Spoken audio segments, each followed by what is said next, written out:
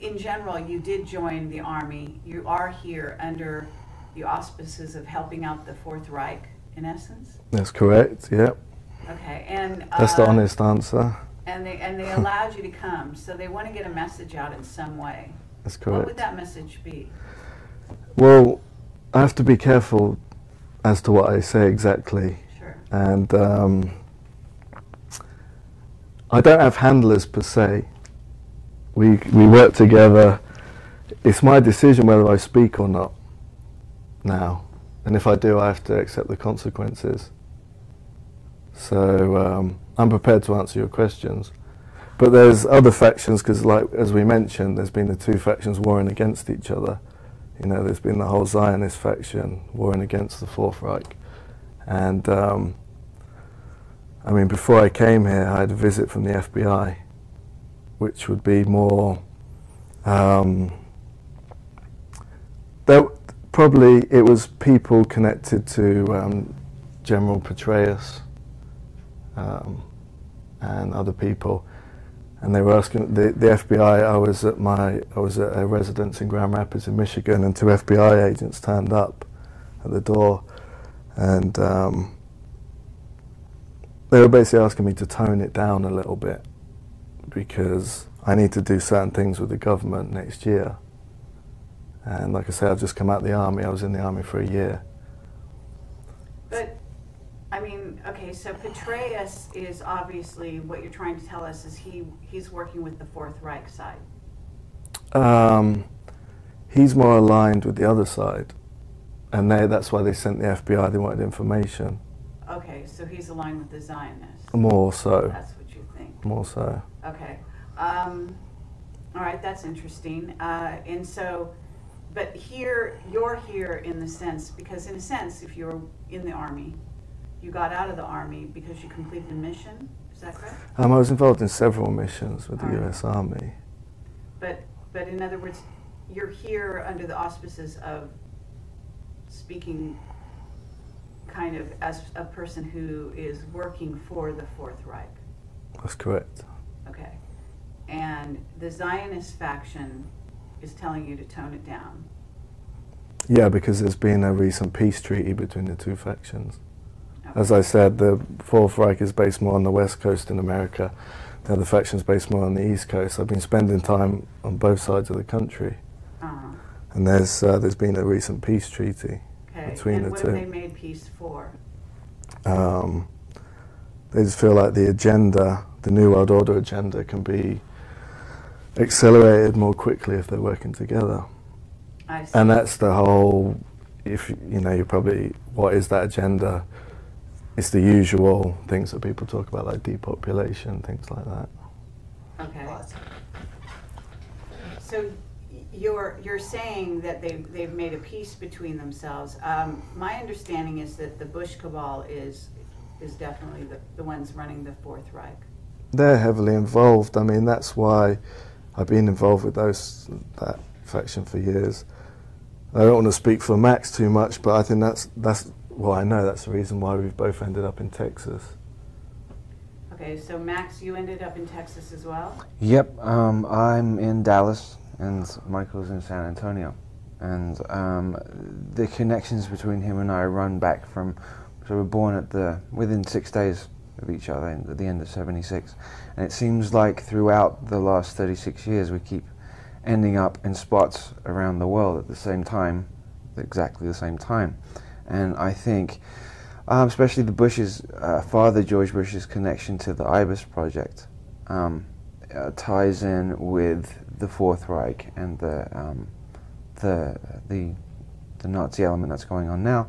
And there's like kind of a closure, or there's kind of like finality coming to it. It's like it's kind of, everything is coming to a point, and that's why we're both in Texas now. Meaning you and Michael? Mm. Yeah, I'm in San Antonio, sort of South Texas. I was based at Fort Sam with the Army, that's why I'm in Texas. Okay, but in terms of what's coming down, so what is it you think is coming down in the next year? Well, I don't like to make predictions and say what might happen. But, okay, but not a prediction so much as an informed, you know, an informed estimate of, you said you were here because you need to work for them, you need to sort of toe the line because you're going to be working for them for the next year. Do you have any idea what working for them for the next year entails, for example? I'm kind of not. I signed a 6-year contract with the US Army and I served a year with them, or just under a year. And then I was released because I'm supposed to apply for another position in that area. But I'm not really at liberty to discuss what my next position will be at this present time. Okay.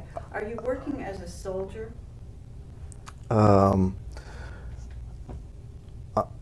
Essentially, I'm working as an assassin. Before I enlisted into the Army, I was on a military program called the Future Soldier Program, and that's through a recruitment station in Grand Rapids, Michigan. And I was contacted by a government agent from a corporation called Keypoint, and they also used to be known as Kroll. That's spelled K-R-O-L-L. Right. And they're, I mean, if people do the research, they're basically known as an assassination squad. Okay, well, who might you be assassinating?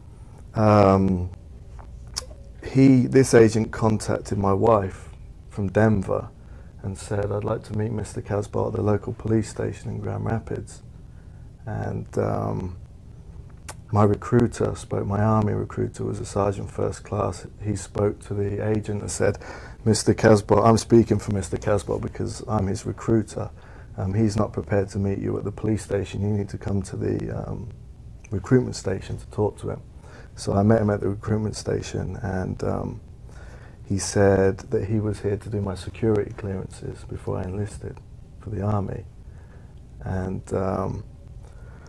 during the time where we were running the security checks and I was answering his questions, providing his details, he triggered me into Alta, and I travelled to the local police station with him.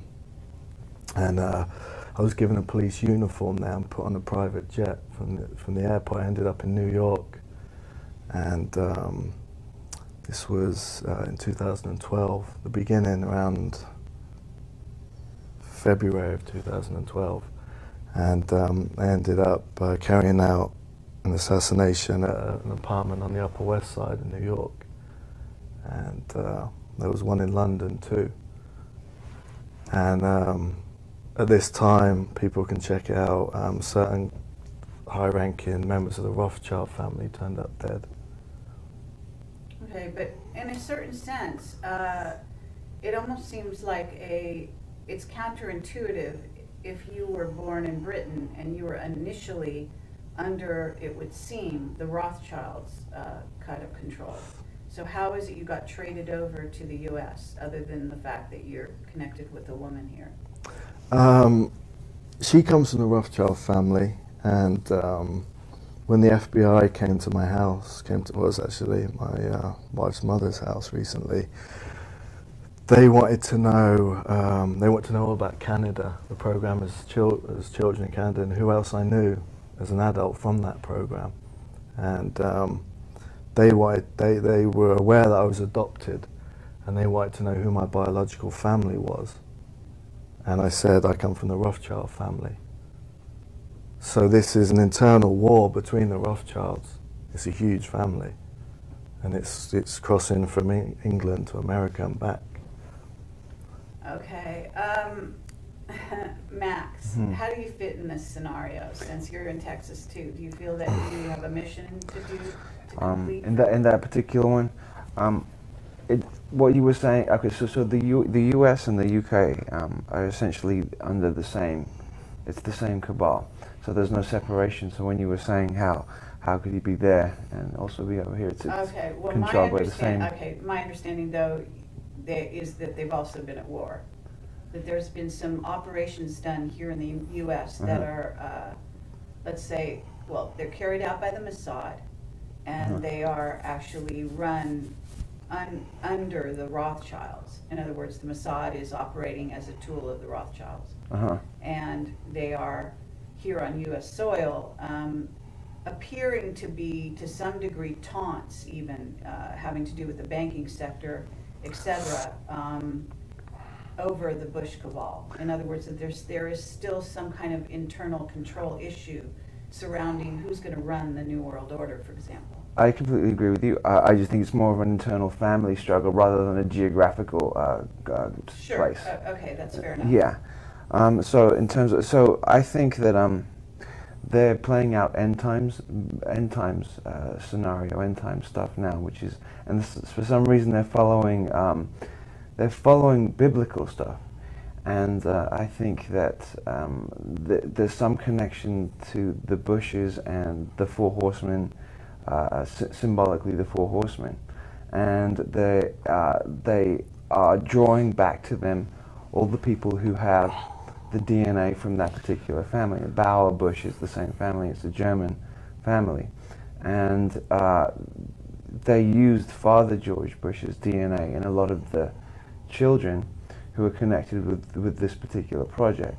And I think they're all being drawn back to specific places for energetic reasons and symbolic ritual reasons. Interesting. So, yeah. Okay, but what about you? Okay, so I'm connected to that, and I'm connected to the Bushes. My middle names are Walker and Herbert, unfortunately. So there's a direct connection in that. Actually, the name Herbert was changed. Carabert is a French Merovingian family, so it goes back to Caesar. Anyway, that stream.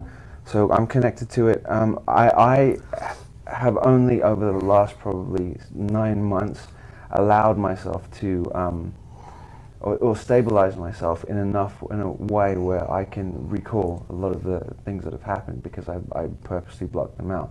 So I don't know in the same way that Michael does what exactly I'm doing. I just know what's happening. I know they're doing tests on me at the moment. They've been doing at night. I've been having. I think that they're shocked that I've been able to recoup and balance myself in such a quick amount of time. And so they're doing like physical tests. Like I said yesterday when I was speaking, there's a lot of transhuman stuff that's going on, and I think that it's connected to the 42 children that were in IBIS, and I think that they are testing out as the core, those 42 as the core new breed for the New World Order. Okay, Michael, how do you feel about that? Well, like I say, Max and I have been ending up in the same places all around the world. Mm-hmm. Max was in Canada too when he was a youngster, and we ended up in. We both lived in Brighton together. Isn't that where you were born officially on paper? It's a place in England. It's a seaside town. It's like the kind of sex capital of England there, and we were involved in rituals together. The whole pedophilia thing, because that's the core of the conditioning. And in Brighton, there's a lot of MI6 safe houses there. And I remember Max from one particular safe house, and Dr. Mengele was there in Brighton. This was supposed to be. Well, Mengele, isn't he dead? I mean, he's not dead. He's still alive. He's actually in New York. I think he's in New York. He lived in Florida. He travels all around America, but he's still alive. He was under the name of Stephen Rabel, R-A-B-E-L. Really? Yeah. You think he looks like a really old guy? No, he looks like he's a guy in about his. He looks like a guy in his 50s, but he's put on a lot of weight. He's very chubby now. Interesting. Okay, so, well, let me ask you guys, because in a certain sense, do you rebel against the fact that you might be part of something that's not necessarily in the best interests of humanity? Okay, so I'd have to be saying that I didn't think that transhumanism or like the alteration of humanity is in the best interest of it. In terms of survival dynamics and what's happening now, I think that we're going through a shift and a changeover. I think there has to be some form of big change in the direction that everything's going, because it's fallen way, way off. I mean, it's fallen to an extremely low vibration, so something has to change.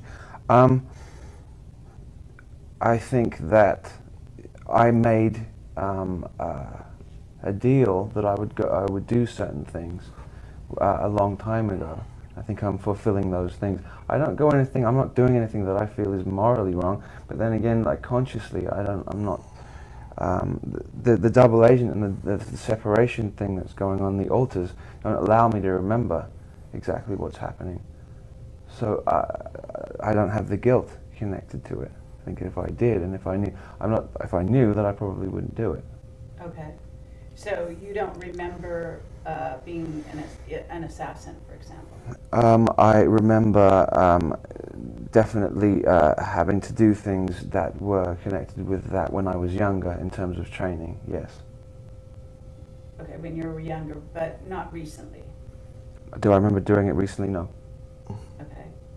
And Michael, you obviously do remember things recently, right?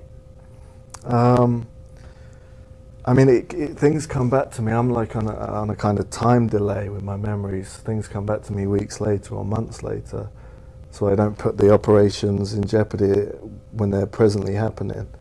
But I mean, scopolamine is used so much on us all, and the CIA drug. But I've been given so much of it over the years, I've become very resistant to it, and that's kind of their main chemical weapon in the mind control.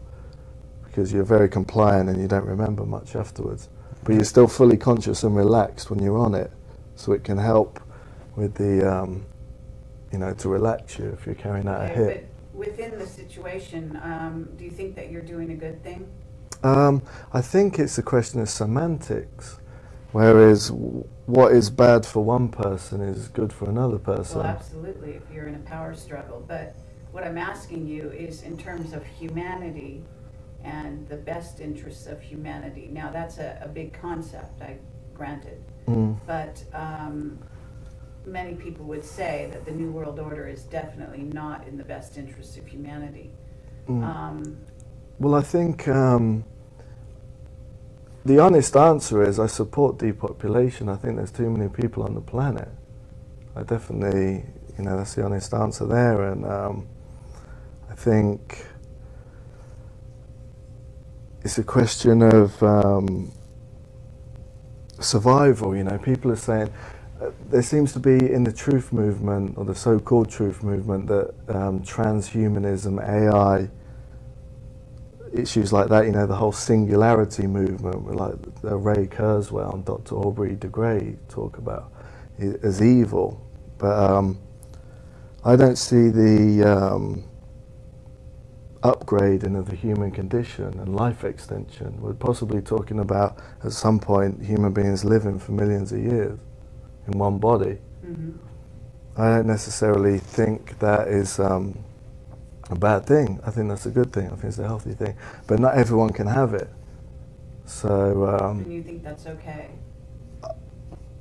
I don't, I'm not one for equal opportunity, equality, and indiscriminate love. I don't think everybody deserves love. I don't think everybody's equal.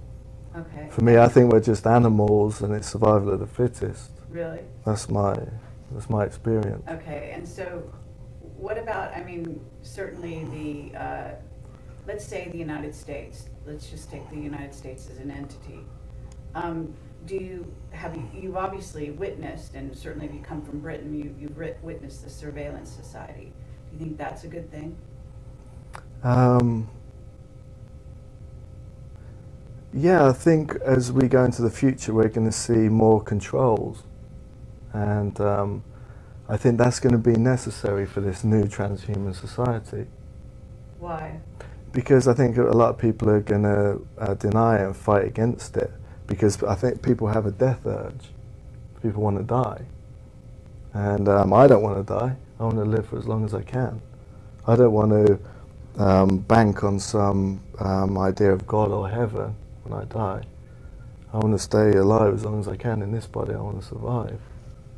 Okay, so you want to survive at whatever the cost, but you're also working for an organization that is elitist in nature. In other words, they think us versus them being the sheeple or whatever, and that they have the right to determine who lives in the future and who doesn't, and they also have a right to control those people. So you believe in a top-down society? Yeah, I do. I believe in survival of the fittest, and yeah, definitely a top-down society. Okay. Yeah. Was this something that you learned when you were a child? Did you have parents that wrapped this down to you, or was this in this sort of like NSA? You said you were brought up in the NSA. I mean, That's sort of interesting because you're British. So how would you be brought up in the NSA? Because I spent the first 4 years of my life, well, like I say, officially I was born in 1976, but unofficially that's not the correct story, but I'm not going to get into that because it's a whole complicated issue. Okay. I spent as a baby, as an infant, from 1976 to 1979, I grew up in that facility in Canada, which was run by the NSA. It was known as the Q552 in Nelson. So that was an NSA facility. On paper it was an NSA facility, but it was run by the Nazis. Okay. So we were taught these things, but it came naturally to me. It's a natural way of thinking to me. Okay. Maybe not me natural to other people, but. Right. What about you, Max? Do I believe it in terms of hierarchy?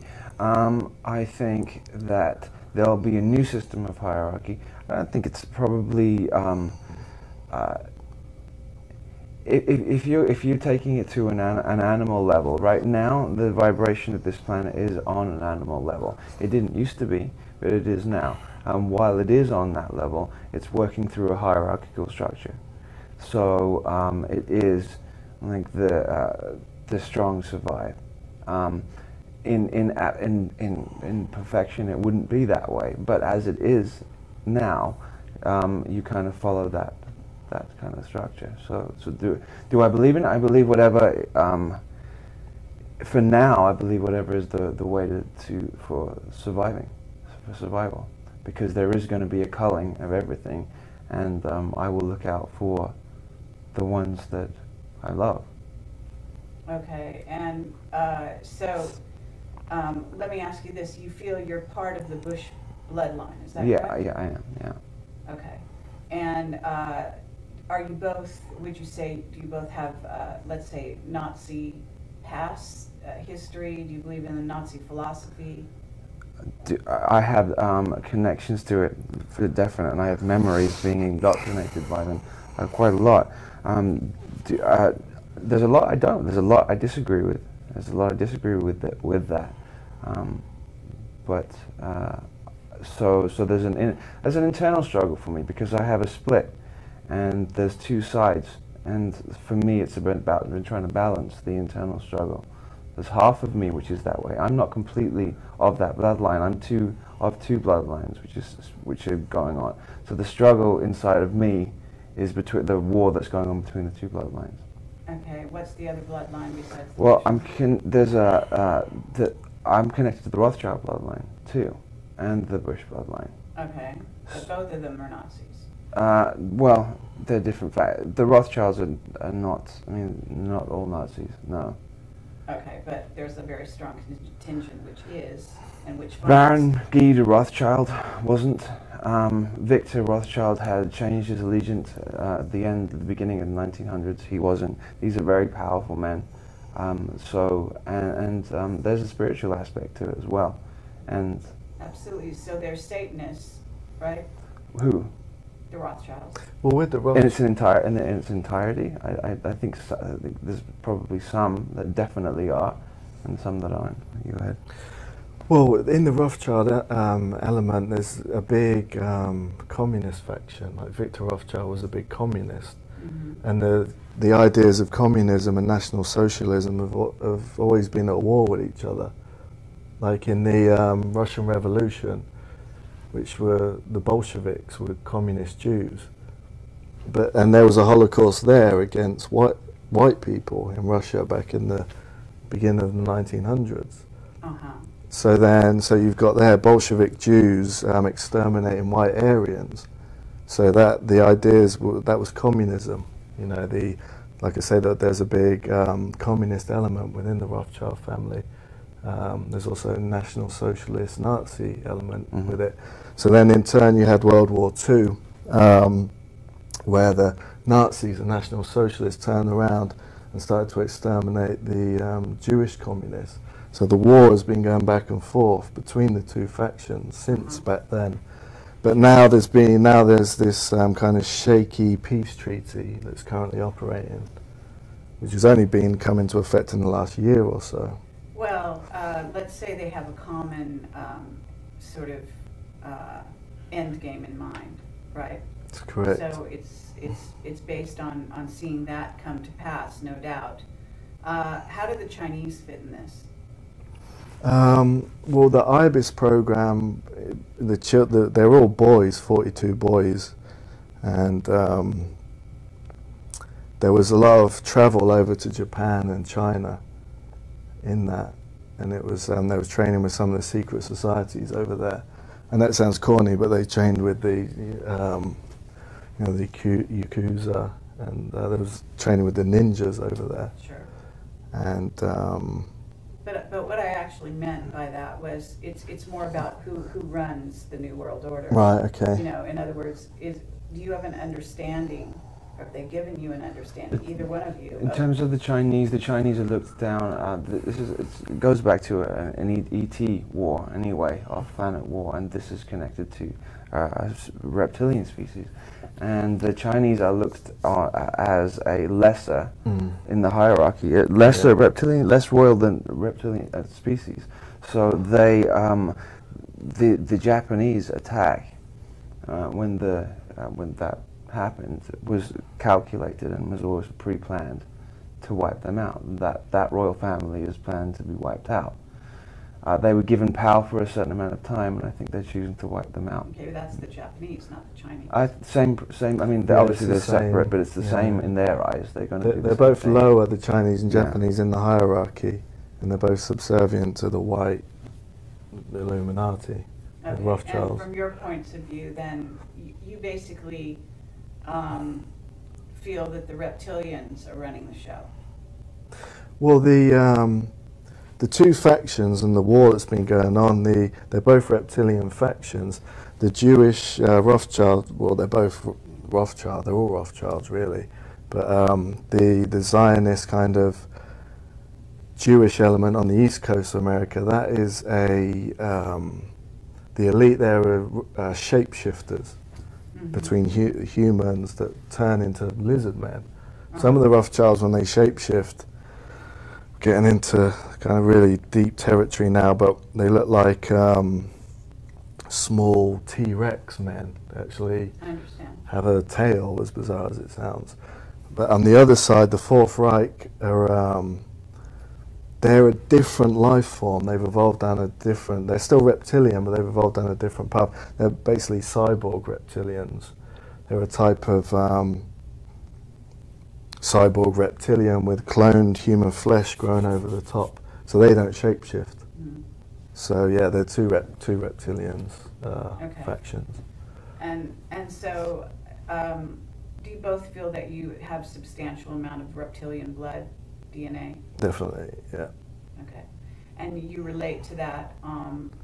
In other words, just because you're reptilian doesn't mean that you have to have power over, does it? Sorry, power over. Yeah, in other words, the whole game here on Earth and the whole idea of a new world order controlling others is power over others. So what I'm asking is, as reptilians or being related to that bloodline, you both sort of acknowledge that you are sort of in support of the new world order, you're in support of controlling, the surveillance society, what's basically being rolled out. And if we have a low vibration, it's because of that, by the way.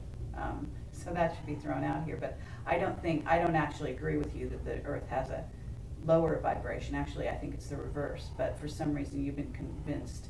I remember when it fell. I remember it fell about 13,000 years ago. There was a falling that happened, and it shifted from being the frequency was higher. It sounded Okay, higher. well, you're talking about the fall of Atlantis. So yeah. sure, if you talk from then, That's it. okay. and that's when it fell into a more hierarchical Okay, I structure. thought you were talking more recently. No. But at this moment, so what I'm saying is basically you're coming from a reptilian faction or clan or whatever you want to call it, bloodline, to a scenario. You're both sympathetic. You're both super soldiers being used by that group, right? And you feel, I guess, maybe even that you're related through DNA, family connections, etc. So philosophically, though, you also believe in power over others. Well, For the purposes of whatever you want to carry out. The- Ruling a country, moving off planet, terraforming other planets. It's a philosophy. well, the strong rule the weak. That's the bottom line. That's what I'm asking. That's And your it's philosophy. the strong rule the weak. I don't have a problem with aspects of black magic and Satanism. I don't have any problem at all with it. And you know, that might piss some people off, but you want me to sit here and be as honest as I can. So Sure. that's the honest answer. Absolutely. Well, that's the purpose. Is you know, for people to understand what it is you're part of, what it is you're doing as super soldiers. There's no doubt whatsoever that the super soldiers are in service to an agenda. Okay, some of them may rebel against it.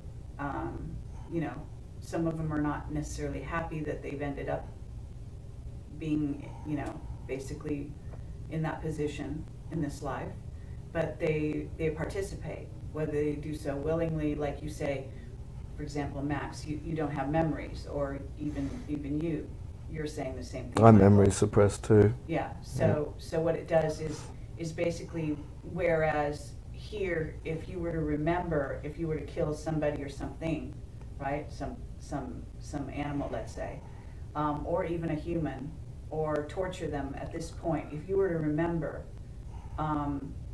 in theory, if you're truly human, you would have remorse, right? You would regret it. You would have feelings about it, right?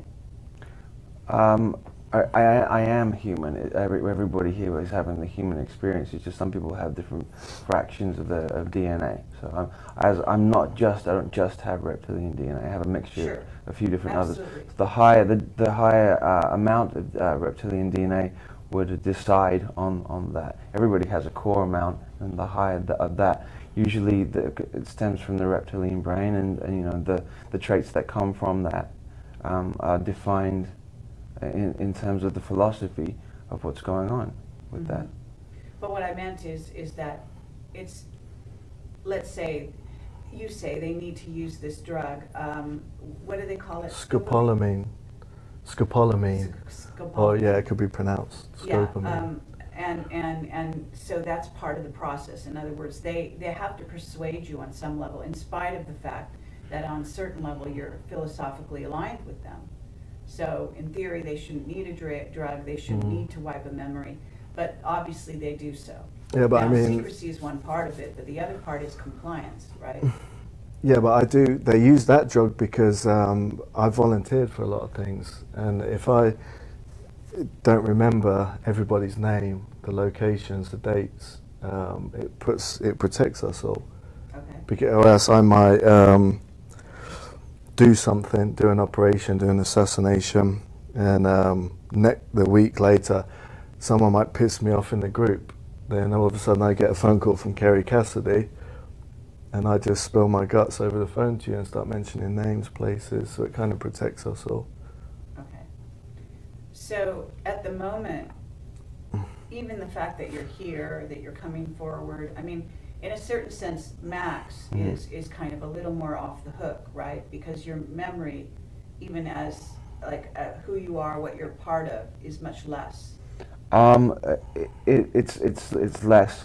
In 2008, I had when I turned 30, I had all bleed through for weeks at a time. I had bleed through of many memories. And I was always I think generally people who are led to these subjects and keep pushing towards these subjects have some connection to it. And I'd always been wanting to look up about this stuff. And then when it came 2008, when this came back, I realized and became more sure of what was going on in terms of me. But it's very difficult to, because I don't know enough detail. But I chose, there's a contract, there's a soul contract, and I've chosen to do this. I've chosen to be part of this and do this. Right. So, yeah, I mean, I have less memories than James. Yes. Yes. Yeah. Michael. Okay. But you have knowledge. In other words, James has talked a lot about Marduk, for example. Do you have knowledge of Marduk and those Yes. kinds of ceremonies and things? Yeah. Yes. I mean, I have quite a bit of knowledge about the Anunnaki and my connections to that. How would you define the Anunnaki? They're a species from Aldebaran, and they directly came here. I mean, a lot of the royal families, a lot of the European royal families have connections to that and them. But there are two factions of that. There's a rebellion part of the faction of the Anunnaki as well. So it's hard to define exactly what's going on because there's so much infighting. But it stems back to two brothers actually from the beginning. Okay, yes. So that's based on the Sitchin and the Sumerian tablets and the idea of Anu. From the Sumerian tablets, yeah. Because the the Illuminati, one man controls the Illuminati. The eye at the top of the pyramid is one man, so it's everyone else takes orders. So it goes down. That's the Black Pope. I mean, if you want to go back in history, talking about the Anunnaki again and Sitchin, they believe this person, whoever he is walking the earth, is Lucifer, who's also Enki. It's the same person, Lucifer and Enki. But he goes by a lot of different names. You might find him in different cities around the world currently. Could it possibly be Saint Germain? I don't know. Like I say, he's known by a lot of names, and that's the leader. He's still alive. But some of the most well-known are Lucifer and Enki. Enki, the brother, What about the idea of the return of Marduk? He's one of the family members of the Anunnaki. Mm-hmm. But the idea the whole family are here now, ready to go. But actually, I don't know for a fact that Marduk is here. In other words, he was supposed to be on his way back. Did you hear that? He spends time off planet, but I have heard he spends time in Africa, Tanzania. So you've heard he's here? Yeah, I've heard he's here. Okay. I've heard the whole family's here. The old ones that are mentioned, in the Anunnaki, what Sitchin mentions. Well, so you've heard that Anu is here? Well, Not the father. Anu's the father, I think, of Enki. That's a family member. So you're saying he's here? Yep, I think they're here. He's here. And I think in Judeo-Christian kind of information and teachings would be Jehovah. The Garden of Eden, the whole Eden story is symbolic of that. To it. But these are flesh and blood people that are here. Sure. Yeah. Okay. Well, and you believe that they have a large part, they're large part reptilian. Yeah, well, some factions are loyal to the father still, Anu, but then other ones are loyal, like the Fourth Reich, are loyal to Lucifer or Enki. And Albert Pike, 33rd degree Mason, quoted that Lucifer is God, not Anu or Jehovah, his father. Okay. Well, sorry, it's laughable to me, but because the Anunnaki only go up so far in the spiritual hierarchy, in my view, and so there's no way they reach that level. But in a sense, we are all gods, so loosely you could say that. I'm just talking the biblical God. Yeah, the one they the talk Jehovah about in the things. Bible. Yeah, King I mean, James I don't believe in That was- God and gods, but that was, programming, Yeah. of like a propaganda, if Yes. you will. Yeah. So that the humans would sort of bow down to them and obey them and Yeah. so forth. I mean, I don't. They call themselves gods. They're just people or Yeah. reptilians, flesh Right. and blood beings. Yeah, they're just people, Beings, really. Yeah. Right. Okay, fair enough. So have both of you been to Egypt, for example, in this life? Not that I consciously remember. I spent, no, I haven't been to Egypt. Okay. Tunisia. I spent time there, and there was reasons why I was there. Mm-hmm. And have you had any dealings with especially tall beings? Especially tall beings. Like Nephilim tall, or Like 9 feet? Tall reptilians. reptilian beings, reptilian beings. Looking reptilian. Like Yeah. Not looking human. No, tall reptilians. I mean, I'm not sure if you're familiar with the Goodwood Hill video footage we talked about on Bases 9 and Miles. Not. 2009, I was involved in some operations with some super soldiers in England, and it was actually a crash retrieval, but it wasn't a alien ship, it was a Cessna. A Navy admiral was transporting a reptilian in a small Cessna plane to a meeting, and it was shot down, the plane. I see. And we were at the crash retrieval, and it was actually filmed by a member of the SAS. Okay. It was filmed from long distance on a long distance camera, and the reptilian and the admiral were launched out the cockpit when it crashed, and a group of tall reptilians turn up in a ship and retrieve the body, and you can see them on the video footage. Okay, it's is a that group on of the 4. internet? That was on YouTube. Yeah, I haven't seen that. it's quite a controversial video, but you can see them. They're really tall, like 8 feet tall. Wow. There's some super soldiers, normal size, like about 6 foot, and they walk past and they're about 8 feet tall, big heads, and they've got kind of tight fitting jumpsuits on. You can also see little horns if you zoom in. So, So in terms of, for example, have you, where do you feel that Obama fits in this scenario? I think he's connected to I think he's a black communist Marxist. I think he's connected to the communist faction. But what about, actually more, the question was more about in terms of the reptilians and in terms of his bloodline. Do you think that he is basically related to, let's say, Marduk?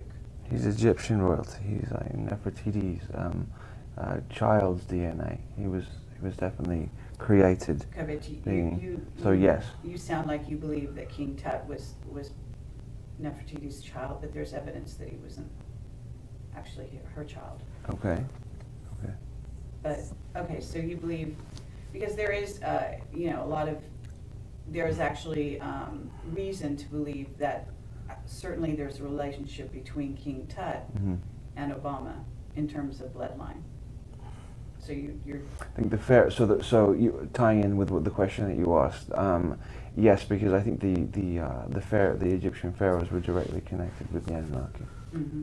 So I would say yeah, but I don't think that that's the original Obama that we see anymore. It's multi-cloned, and the original one is somewhere else under a different name or underground.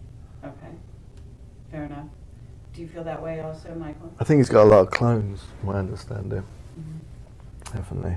Okay, well, what are the Bushes? I mean, when you say they have clones as well. I think Bush Jr. has a lot of clones. But I think that, from my understanding, the higher you work your way up, the less clones you have. Okay.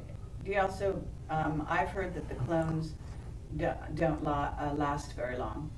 Yeah, that's correct. Some of them just last a year and start breaking down.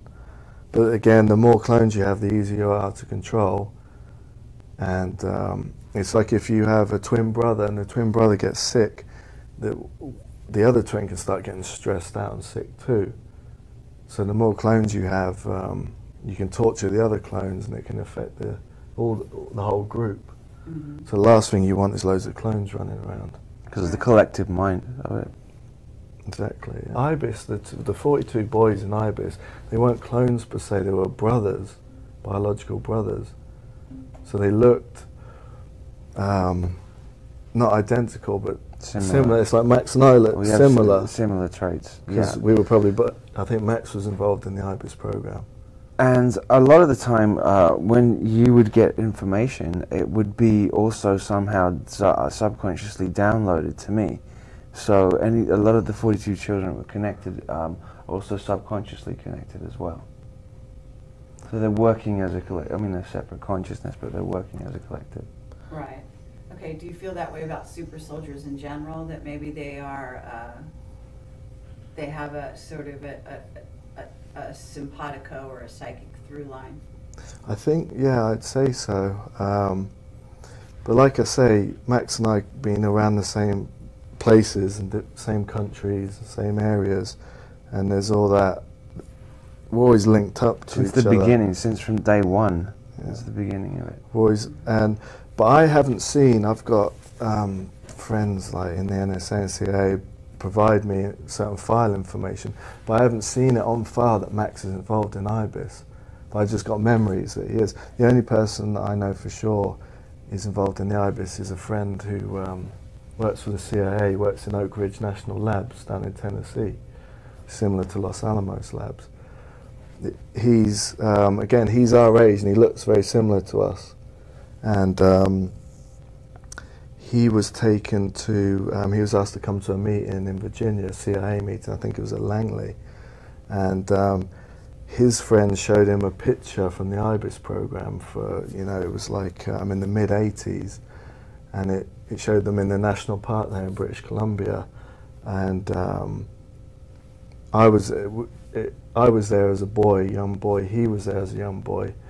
And Berezinski is in the picture with us. And there's about 12 boys, and they all look like brothers. Not identical clones, but they all look like brothers. Okay. So I don't know if Max is in that picture, because it's difficult to see, are all young boys. But it's not clones per se, but brothers, biological brothers. There's some connection with that Bush DNA being in all of them too. Really? Yeah. I think so. Yes. Okay.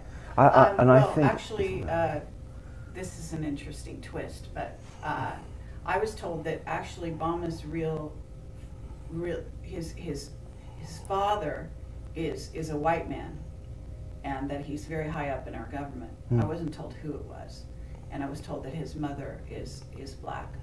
So it's the reverse of what is publicly out there, and that's the reason that he sort of was chosen, and that it's possible that then, in other words, he's a Bush. Okay. Wow. Okay. Which makes him a I'm Rothschild. not saying that's the one. It just resonates and it feels interesting. It's just kind of, Yeah. for some reason. But what you're saying, you know, that kind of idea where, you know, he can, of course, you can, you know. Let me ask you this: are you aware of planned Earth changes in the near future? Have you been made aware of anything like that? I've been told that there's planned nuclear strikes on American soil, which is going to change the whole geography. Okay. And then people asking me when this will happen, but there's a recent nuclear explosion in Texas in the last couple of months. There was Right, that in that factory. in the factory. If you look at it, That was well, you can see the big mushroom cloud. Okay. So people are saying, a couple of people said, well, I don't believe these nuclear strikes are going to happen. But I was told from high-level sources they will. Yeah. And then people say, well, when they're going to happen? But they're happening now. Well, right. I was told that Syria, in fact, I mean, it's veterans today. Gordon Duff is talking about there's ample evidence that they've used nukes in Syria, for Yeah. example. You know anything about that? I don't know about that. I'm not too familiar with the whole Syria situation. Right. But, okay, what about an electromagnetic pulse weapon? Have you heard anything about that? Not too familiar with that either. You're not? No. Okay. Let me ask you something, because you sent me a bunch of material, and I have to say that it appears that there's maybe an alter that was dealing with me. Okay. Because the person I'm talking to right now doesn't appear to be, you seem to have a similar body of knowledge, but you don't appear to be that same person. So in what way do you mean that, Kerry? Well, that there was an alter of you that was sort of operating earlier on and taking maybe a primary position, now is taking a secondary position. That you must have alters Yeah. as a seasoned soldier. Yeah, I Now, mean, I yeah, don't know of if course. You know all your alters, but you know, I'm throwing that out. They're slowly coming through. I mean, there's a lot of them. But yeah, I mean, you've hit the nail on the head there. The reason why I've been able to remember so much is because I feel people try and deprogram themselves backwards. What I mean by that is you have a fake front altar, which is like the good guy that you present to the world, which is always trying to be moral, I'm really good, I'm really kind. And then you've got the other ones that are more primal, behind more dark. Right. So what people do is they try and get rid of the more primal ones and enhance the good guy, kind one. But what I've done, I've reversed it. So I've kind of just got rid of the guy with loads of morals and is always trying to be kind, and I've brought the more primal ones forward. So back when I was talking to you, you're probably dealing with the Mr. Nice Guy now, but I'm just more Yeah, I'm but just I'll more say honest these days. Personality-wise, he was a bit different, at least on paper, Yeah. than what I'm getting from you. Part of the reason why I didn't recognize you. You know? Okay. Although it's hard to, it's often, I deal with so many people, and often when I meet them in person, sometimes they just don't look like their pictures, their whole, persona is different. But what I want to ask you about that is that person talked to me or wrote to me and said something that was quite interesting. He was talking about machine sort of mentality or machine consciousness versus an AI, and that they're very different. And he was basically talking about how, in a certain sense, this person that wrote to me, who's a faction of you in theory, believed that the machine, what could be sort of, that machine consciousness in a sense wasn't our enemy, but that the AI definitely was. Okay. Now, does that resonate with you or make any sense? Do you have anything That to was say to it? that was my understanding back then, but my understanding expands as time goes forward. So I was under the impression back then that all AI is really dangerous, and it all needs to be got rid of. But as you progress, you learn more. And I think there's certain AI that's acceptable and can be controlled, and has been incorporated into the super soldiers. But then at the same time, it can make you cold, and it can you're not dealing with emotions anymore so much, human emotions. Well, machines aren't dealing with human emotions either, right? Exactly. So some of the super soldiers and the cyborgs, they think that they're more free now. They purge themselves of feelings, and they feel more liberated. But again, it's semantics. It's not good or bad. What's good for one person is bad for another person. Okay. Well, I think when, I'm not a person who believes everything is relative. So I understand that, rationale, but I don't agree with it. So in other words, you can determine what's good for a person, meaning a human, versus a machine, versus an AI. Now, that's a whole nother, discussion. But so I was just, it's interesting to hear where you're at with this now in terms of your, what I'm dealing with here, which is the person that you are today, as opposed to the person that sent me that information, which was a couple of years ago now. Yeah. Yeah. So, Max, do you have any thoughts about machines versus AI? I don't know how to separate the two of them. I understand AI. I understand that technology and how it's integrated into human beings, but I don't know the specific differences between machines and AI. That's Michael's thing. Yeah. All right. So, what about your familiarity with underground bases in the United States and in England? Okay. Yeah. I have connections to CLC1 base, which is the Central London Underground base, and I think that's where the majority of my initial programming went on. And also that's some of my earlier memories of Michael were in this particular base. The connections to Canada too, there's a base there. I mean, I know that I was in Canada. I know my parents were both there just before I was born. There was there's some tie to that Nelson in Canada and in London as well. And there have been memories of the Dulcie base that have come back to me over the last couple of years. Very clear memories of there. Wearing a uniform, actually working for it, but not feeling like myself, but not feeling like this person now talking to you. We're being weighed every time I had, just clear memories having to be weighed naked before I could go change floors or go through certain doorways. They'd have to weigh me. They were the first ones that came back. And seeing just some nasty stuff, just seeing some pretty unbelievably brutal stuff, actually. Yeah, cages and things like that. Okay. What about you, Michael, underground bases? Well, from the time in 1976, being an info, I've just been transferred from base to base, underground base, all around the world, and then farmed out to the topside civilian community for 6 months here and there, and then back underground. So it's just been going top and bottom for my... So you have a pretty wide familiarity with various underground bases, you would say? Yeah, I mean, San Antonio is a big hub nest of entrances, and okay, since you did bring up San Antonio, you're obviously aware of this, both of you have to be aware of the secret space program. Mm-hmm. I've been told there's a command and control center, for example, in Phobos. Have you ever heard that? The moon? Phobos. It's a moon of Mars. Yes, yeah, I mean, I've heard of that. I've heard about that, yes. I don't know details on it, but I mean, I've read that. It supposedly changed directions out of orbit. Recently? I don't know about recently. Okay, well... I think that's the whole Houston space program. That's why we're down there too.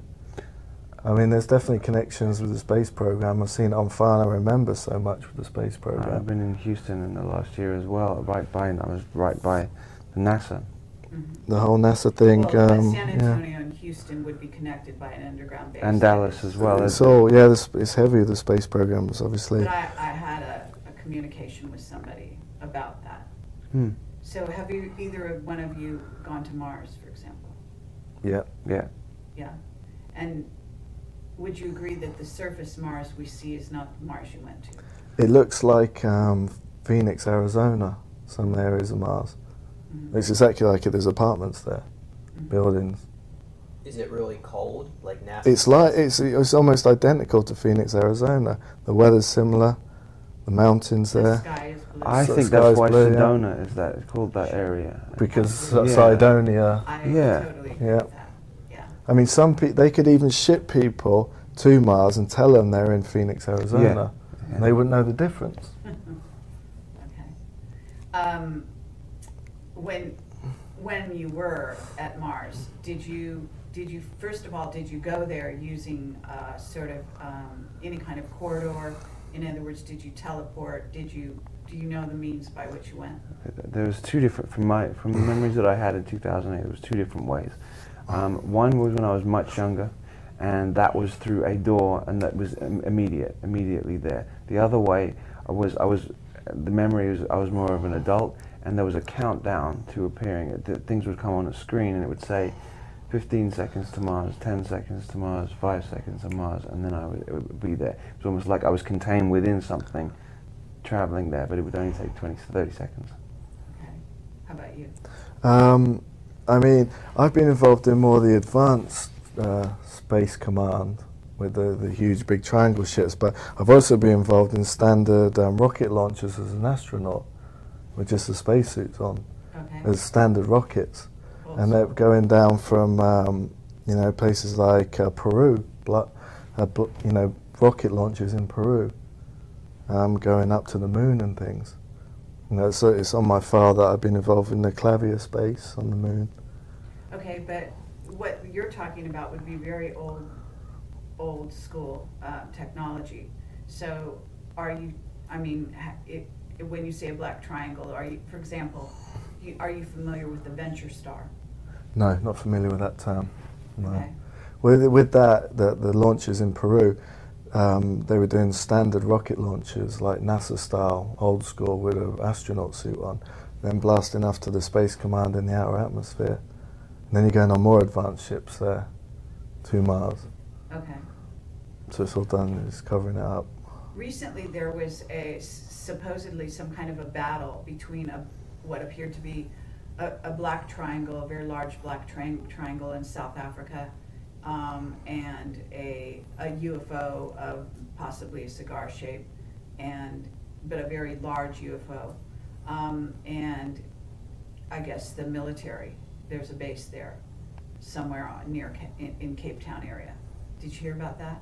Not familiar with that, no. Okay, there was gunfire. It appears that perhaps people at the base were firing at one of the UFOs. Not sure which one. One of them could have been ours. In other words, one of our space program craft, and one of them may have been an off-planet vehicle. You're aware that there is a war going on, right? I think the cigar ships are reptilians ships, but the whole war going on is a reptilian war, as you mentioned anyway. There's different extraterrestrial races, of course, but most extraterrestrials now, regarding the Earth situation, have aligned with one of the two factions. Between the what? Fourth Reich and the opposite Zionist faction. So it's kind of, the battle lines are being drawn. But in terms of the ETs, what are you talking about? Two different reptilian factions fighting each other? Yeah, two different reptilian, but it's almost, well, it's not almost like, the other extraterrestrial races that have been hovering around out there have all aligned with the one or the other. So it's just the battle lines have been drawn now, it's one or the other. It's like it goes back to the old Luciferian wars a long time ago. It's like history repeating itself. It's the same thing. It's the same thing. Yeah, it's history repeating itself. Okay. So what about do you know who Clark McClelland is? You don't know? He worked with the Apollo astronauts. He was the one who came forward and talked about seeing an Anunnaki on the space shuttle, giving orders to our American astronauts. Anyway, has a website. I think it's called Stargate Chronicles or something like that. Anyway, he has come forward a number of times over the years, but recently I interviewed him. He talked about Aldebaran, and that there was a ship on the way here from Aldebaran, and Aldebaran has always been considered, in a sense, the home of the Fourth Reich type group. So does any of that ring a bell? In other words, would that make sense? Have you heard about Aldebaran? Have you had dealings with this area of space? There's I think there's more than one. There's an Aldebaran system, and there's more than one. I think Aldebaran's actually a star with planets around it. And well, since I was a young child, I was involved with one particular spacecraft. It was a huge black triangle, and it's an Aldebaran craft. It's very old, but it's known by U.S. Air Force Space Command's Calliope, and that stands for Catalyst Accelerator Long Range Audio Platform Orbital Platform Intelligence Apparatus. So it's a bit of a mouthful, but Calliope, and that, like I said, that's an Aldebaran ship, and it's very old, and it orbits the Earth, and but it has a U.S. Air Force Space Command symbol on the side of it. But it's almost like they sponsor it, but it's not one of their craft. Sounds like though it's got an AI on board. Yeah, it is. It's kind of a female AI. Okay. Did either one of you happen to see the Tom Cruise movie Oblivion? Didn't see it yet, but I had planned to see that. Was there ties in with that movie? Yeah, could be. I would be interested to hear your reactions. I saw it. You did? Yeah. And did you pick up on, I mean, obviously the whole planet, what is now Earth, is run by an AI, off-planet AI. Yeah, it's like the triangle ship in the atmosphere is AI. Yeah. Yeah, I mean, that's very indicative of what could happen. And then it creates the army of Tom Cruise clones that invade the Earth. Okay. What about the notion that, you should go see the movie, Max, but Yeah, it's good. It's what interesting. happens is there's been a war and the humans have lost, and most of the humans they won, but they lost the Earth, and they left the Earth for the most part. There are small communities of humans that are left behind and sort of hiding in underground bases, Okay. that type of thing. But the planet itself is run by an AI. Tom Cruise is like a super soldier type whose job is to fix the drones when they fall apart that are kind of running the planet. Interesting. Tom Cruise seems to create movies because of his connection to Scientology and L. Ron Hubbard, and Hubbard's connections to Crowley, which is connected to Montauk. He seems to be playing out that, and it's most of his movies are encoded. Yes, You know. absolutely. Let's see, and I won't keep you for much longer. I mean, thank you for all of this. No problem. In terms of the near range scenario, do you acknowledge that there is a sort of, that they don't really go by countries so much, that Britain and Australia and Canada and I forget which other countries are part of this pact, but there's a sort of a pact that makes up a sort of one side. And then there are other sides that involve sort of, China and various countries around that. Well, I was told basically any nation that's part of NATO has access to these projects. So I don't know if that rings true to either of you two. Okay, so I guess the question is whether or not you're aware, because in a sense, as super soldiers, you report to somebody. And so you also have to know who you don't report to, who the enemy is, if you will. How do you recognize the enemy in a scenario such as we've got here on Earth, where, in essence, we're approaching what is in essence a one world government, but there's definitely areas where they're more loyal to, let's say, if you want to call it the Zionist faction. Yeah. I'm not sure if that actually is the split you're making, because I do see what you're talking about, but I get a feeling that at times they're working together.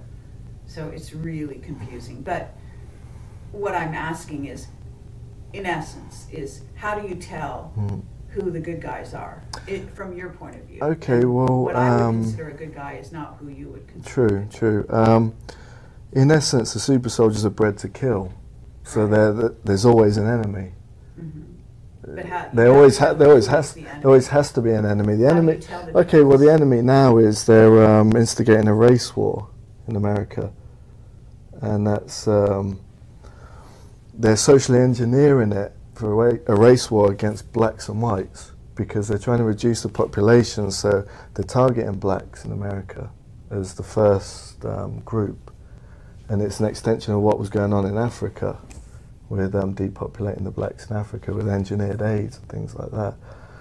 So they're engineering social situations in America now, and then that group is being currently targeted, the blacks in America, and there's a lot of race issues being brought into the media, like Obama is talking about, let's talk about race. In the media, a lot of things are focusing on race to get people's mindsets geared up for that. And it's, in essence, it's a continuation of social engineering programs from Haight-Ashbury in the 60s in San Francisco. The Manson family, the Charles Manson murders, and he was programmed at China Lake for the social engineering. Charles Manson was talking about Helter Skelter, which was a race war, an apocalyptic race war. In America between blacks and whites. With the Beatles triggering and music. the Beatles triggered that, the Helter Skelter song. And then that was, the Manson murders were supposed to trigger that. And that was, the Helter Skelter race war was supposed to start in Haight-Ashbury, the hippie colony in San Francisco. At the moment, that actually sounds sort of passé. In a sense, it doesn't. Of course, I live in LA, and it just doesn't seem realistic at this time, from my point of view, that doesn't seem like it's going to fly. But you know, they've often tried to, with the Fourth Reich being based on the West Coast, they've tried to trigger this helter-skelter apocalyptic race war in California. With the LA riots, they tried to do it again, and they're going to keep trying to do it until all hell breaks loose between blacks and whites in America. Because you know, to get back to the question, you said who's the current enemy? Well, the black race is being targeted currently in America. The Afro-Americans. Okay, but doesn't that seem like sort of an counterintuitive if the president is at least partially black? But what does he consider himself? He's half black, half white, so is he loyal to the whites or is he loyal to the blacks? I'd say he's loyal to the whites, to the Rothschild. And also, how easy would it be to trigger a race war if it was set up that a clone version of him was shot by a white supremacist? Then that would immediately trigger an uprising. And that would be a perfect scenario. Right. They're going to keep socially, the Fourth Reich essentially is going to keep socially engineering these situations, you know, like the helter-skelter, the Manson in the 60s, the LA riots. Things will keep happening because they want to reduce the population, so they need to start with target groups. Okay, and what about the notion that they're going to do it with things like earth changes and with causing, you know, with the chemtrails, and basically they're killing people in essence with the radiation, chemtrails, and disease. There's a lot of thought that they maybe want to spread disease. And then even I've heard that there will be some bombings in prime cities here in the U.S. Have you heard any of that? Well, I mean, that stuff's obviously going on every month now, the terrorist acts. And it's all orchestrated. Well, actually what I meant by that was something a lot bigger than what happened in Boston. Well, back in Africa, I was friends with some SAS guys who were Rhodesian infantry people before they were involved with the SAS. They talked about bioengineered race weapons in Africa, put in the wells, which would only kill the blacks and wouldn't affect the whites. So there'll be, you know, that sort of things, you know, the chemtrails, bioengineered race weapons. Okay, well, let me throw something a bit strange out at you. I recently heard that there was that we gave away Africa to a group of an incoming race of beings. Have you heard about that? I've heard different things to do with Africa and the direction of Africa in the future. I've heard there's social engineering programs where they're trying to encourage African Americans to go back to Africa and give them property and housing back there. And there's one really big one. It was even in the mainstream media. I forget what it was called now. But you know, there's this big movement to get the blacks back to Africa, and I don't know if they're. I've never heard of that. Yeah, I mean, I forget the name of this thing now. You know, they were going to give them property and tax rebates and things like that, because there was even, you know, the Muslim movement, even the blacks themselves in their own community. There's a big movement to say we don't really belong in America. We should go back to our homeland. And a lot of Africans who I talk to say that themselves. They say, I've never felt welcome here. I'd love to go back to Africa. I'd love to go back to my roots. There's definitely movements to kind of trigger that. So I'm not sure. I mean, I've heard they're going to try and get them back there and nuke Africa. I've heard they're going to try and get them back there and then sell them to incoming extraterrestrial races. So it could be connected to what you mentioned. Okay, so, but in your positions, like it's sort of as super soldiers, for lack of a better terminology, do you know, they don't let you in on the big picture, you know, they don't sit around and have discussions with you, I assume, right? Yeah, they do. They do? Yeah. Okay, so they let you in on some of the plans, that kind of thing? Yeah. Okay.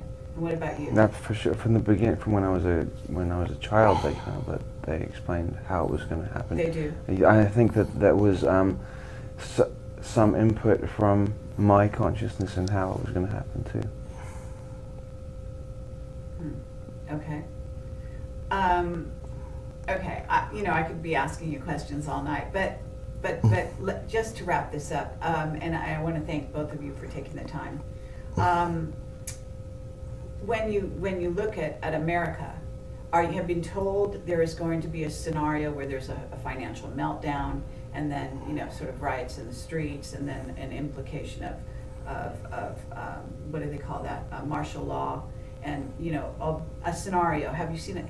Been told about a scenario that works in that direction? I go. I've just been told the current scenario is this whole race war thing. That's the current thing. Really? Well, I don't know whether they'll change it to something else, but that's the plan at the moment. From what I know, that what Michael's saying is right, but that would also lead to when the race war happens, it will lead to some form of martial law, and that's what they're essentially wanting to do.